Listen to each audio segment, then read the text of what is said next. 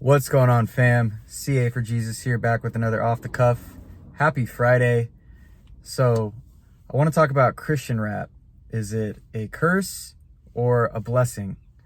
Well, actually, it's a little bit of both, and I'm gonna get into why. So, just to give you a little background on me and my life. So, I grew up. I loved rap music. Growing up in the LA area, you know, I love the classics, especially in middle school, which was like early 2000s for me. Tupac was classic. I know it's not like in the 2000s necessarily, but that was always a classic because of course he's from LA. But then you had, like Ice Cube, Snoop Dogg, Dr. Dre, NWA, all those guys. And I thought it was so cool. I mean, like, I'm a white guy from the suburbs, so, I'm not like this hard gangster or anything, but, I hung out, I gravitated towards people who like the same music. And as teenage boys, we think that lifestyle is cool. Why? It's because it's a rebellious lifestyle. So when you're a teenage boy, a lot of times, not everybody, of course, but you have that spirit of rebellion in you. You have, you're defiant, and you don't have any power because you don't have a car, you don't have money. Your parents still tell you what to do. So having this outlet where all these rappers are talking about sex, drugs, money, guns, murder, like, theft, adultery, like all this stuff. Like, when you're a kid, you think that's cool, especially like if you're not a Christian. You think that's cool because you're like, oh, like these guys got power, I want that. And so I thought it was, I like when I was a kid, I thought that was cool. And then in high school, like, there was a lot of good music that, like, you go to dances and stuff, like, especially living in the Bay Area, you got like E40 and like all the hyphy stuff. And yeah, but now that I'm born again, I still love rap music, rap hip hop, but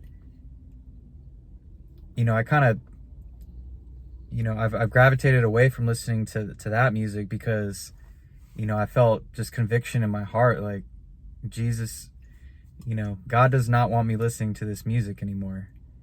And it was really tough at first, but eventually I was like, you know what, I don't even want to anymore because it's not promoting anything good. Just to back up a little bit, so I was really into like what they call underground hip hop for a while, which is like artists like Lupe Fiasco. I mean, I know he's well known, but his lyrics more about like, like trying to do things that are positive, like getting out of the hood, going to getting your education, things like that, and exposing what's wrong with like the gangster rap scene and all that stuff. So really was into him. And now at this point, like, I still really love a lot of his music.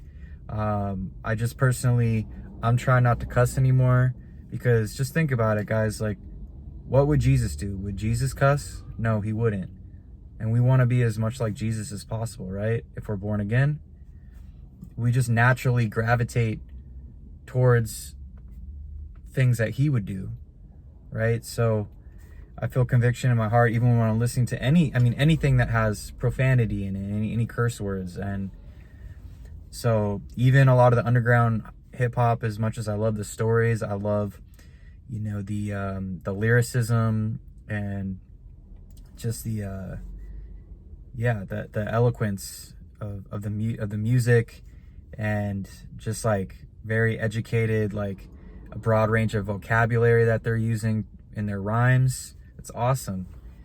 But the profanity, I can't get down with anymore. So now I've found Christian rap, and this is where I think it's this is where I'll talk about how it's a blessing, but first I'm going to talk about how it's a curse. So there's a lot of quote unquote Christian rappers out there that still rap about the fast life, money, cars, women, material things, and you're just like, but you call yourself a Christian rapper. To me, you're just a rapper. If you're a Christian rapper, I want to hear Bible verses. I want to I want to hear about how you're on fire for the Lord. And so you really use your discernment on that. So why it's a blessing. And a quick shout out to 3 artists that I really, really love: Bryson Gray, Tyson James, and ASAP Preach. Check those guys out. They are totally on fire for the Lord. I'm sure there's more. Those are just 3 that are in my, that are in my playlists on a regular basis. And so shout out to them. I mean, they're really incorporating scripture into their music, and it's just awesome. Now, this is why it's a blessing, because California, well, LA specifically, but parts of the Central Valley like Bakersfield, Fresno, Stockton, Palmdale, but even like Oakland, places in the desert. I mean, there's pockets all over California where there's a heavy amount of gang members, drug dealers, pimps, prostitutes, all that stuff, and they're very much into like that whole like realm of what comes with gangster rap, which is it's violence, it's fornication, it's drugs, it's murder, it's, like I said, it's theft, it's like all these things. And we really have to, if we're really being honest with ourselves, what we listen to and what we expose ourselves to, it does have an effect on us. Our eyes, our ears, these are portals to our souls, right? So, we really have to guard ourselves, like I said, and detach ourselves from that. Now, if you live in, if you live in the hood and you can't really get away from this environment, well, that's an opportunity to take, you don't have to completely like give up who you are. Like, you can take your hip hop like lifestyle and use it to preach the gospel, like these true Christian rappers are doing. And that's just one outlet. But you could start clothing lines. I mean, there's one guy, I don't know his name, but shout out to him. He's down in San Diego. All Glory to God is the name of his clothing company, and he makes just really cool like shirts, sweatshirts, and I got stuff from like Tyson James. He has a hat, Narrow Path Gang. Like, that is just so legit, because I think part of too where the church fails a little bit is because it's kind of has this very soft persona of it, where you go in and it's all like, God is love, and of course he is, like 100%. We should never forget that. God is love, and he's patient, and he's merciful, he's graceful. But the average gang member who's trying to, or someone who's in that gangster rap lifestyle, when they go to church, like, they're not into like the soft, lovey-dovey gospel songs. And I wasn't either, like the whole like worship stuff. But now a few years in, and I'm slowly stripping away my hard exterior that I had from wanting to be part of that lifestyle. And the just like feeling like, yeah, I gotta be hard, and I have to like put up this front, like I can't show any weakness. And but just remember, guys, strength is made perfect in our weakness, especially when you're on fire for God and you're feeling weary and you come to him vulnerable. And you know, that shows humility. All right, I mean, yes, we need to be tough as men, we need to be leaders in our family, and you know, we need to be providers and protectors, of course, but we need to also check our heart posture. That's really, really important. God knows our hearts and he cares about where our heart posture is at. So yes, we need to, we all need to know self-defense. We all, you know, we all should know how to use a firearm. You know, God forbid we ever have to, but like I said, we're providers, we're protectors, and we're leaders in our family. So we have to uphold that role. But yeah, I mean, so after, you know, years and all these church sessions, all these Bible studies, talking with pastors, mentors, you know, I just realized, like, all right, you know, I gotta kind of, like, you know, strip down bit by bit of this pride, this rebellion, this hardened heart that, you know, I kind of had in my teenage years and things like that, that really kind of stuck with me, because that was like a core time for my development. And so yeah, but it doesn't mean, like, you know, I'm just like this soft hippy dippy Christian guy, and that's not who Jesus was either. Jesus was a revolutionary. You know, he was slow to anger, but, you know, he was flipping over tables in the temple, you know, with the getting, you know, he was warring with the Pharisees. And you know, so by no means was Jesus some, like, weak, you know, hippy dippy guy, but, you know, he always kept his heart, you know, his heart was always in the right place. He was patient with people, he was compassionate with people, and that's really important. But I digress a little bit, I apologize. So yeah, going back to Christian rap. So what is such a blessing is you can make, you know, obviously we are created in God's image. We don't create God in our image. He is what he is. The Bible tells us so. But what a perfect segue for coming out of that lifestyle. That's what I love so much about Christian rap, because it's like, all right, like, yeah, sure, you don't, yeah, a lot of these guys that still have kind of like that hard exterior from the way that they grew up, from, you know, just situations that they've been in, environments that they've grown up in. But, you know, they're like, you know what, this lifestyle's not working for me, but I still love rap music. And look, most people love gangster rap not because of the lyrics. They like the beat because it gets them hyped up.